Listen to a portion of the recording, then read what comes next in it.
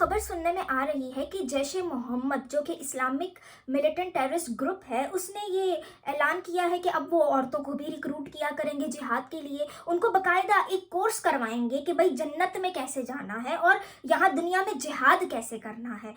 ये बात उन्होंने बहुत खुलेआम कही है, इसको अनाउंस किया है। लेकिन आपने देखा होगा कि किसी पॉलिटिशियन ने, किसी भी ह्यूमन राइट्स के वर्कर ने, किसी भी एक्टिविस्ट ने या किसी भी बड़े बंदे ने पाकिस्तान में बैठ के इसके ऊपर तनकीद नहीं की कि भाई ये काम क्या हो रहा है।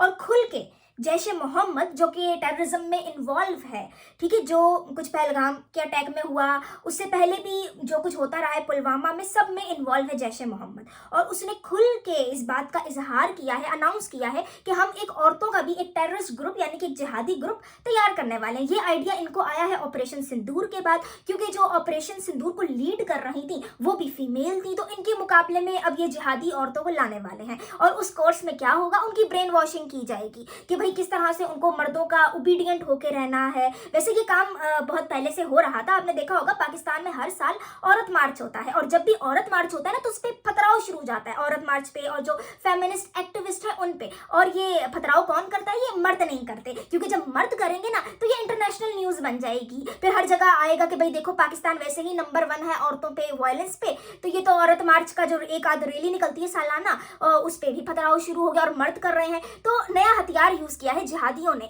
ये उस वक्त से औरतों की रिक्रूटमेंट चल रही है। इन्होंने ये अपनी हया मार्च निकाल लेते हैं 8 मार्च को, जब औरतें निकलती हैं ना अपने औरत मार्च के लिए। वैसे तो औरत मार्च उसको कहना नहीं चाहिए, ये एक अलग डिबेट है, लेकिन जब औरतें निकलती हैं तो उसके मुकाबले में जी ये अपनी जिहादी औरतों को भेजते कि भाई जाके उन औरतों पे पथराव करो, दहशतगर्दी मचाओ, अपना हया मार्च निकालो। इससे क्या होगा कि जो दुनिया देखना चाहती है, जो लोगों को पता चलता है, या जो न्यू जनरेशन है उसको अपने राइट्स के बारे में जब पता चलता है ना पाकिस्तान में, तो उस पूरे कॉज को नलिफाई किया जाता है। वो इस तरह से किया जाता है कि औरतों के मुकाबले में दूसरी औरतों का मुकाबला शुरू कर दिया जाता है। और वैसे ही आपको पता है कि इस्लाम में तो अच्छी बुरी औरत का बड़ा कॉन्सेप्ट है भाई, कि जो अच्छी औरत है उसको आप नहीं छेड़ोगे। हाँ, जो बुरी औरत है ना, जो नॉन मुस्लिम है स्पेशली, उसको तो आप लॉन्डी भी बना सकते हो, उसके साथ आप हर तरह का सलूक कर सकते हो, उसको जबरदस्ती नंगा भी रख सकते हो। तो जी जब इस किस्म की तालीमात आपका मजहब देता हो तो फिर यही होता है कि आप औरतों को आपस में लड़वाते हो, उनका मुकाबला कराते हो। ये काम बरसों से चला आ रहा था पाकिस्तान में, लेकिन अब ये काम एक बड़े लेवल पे शुरू होने वाला है। जिहादी तंजीम बनेगी भाई औरतों की, और ये जब जगह जगह जाके फटेंगी,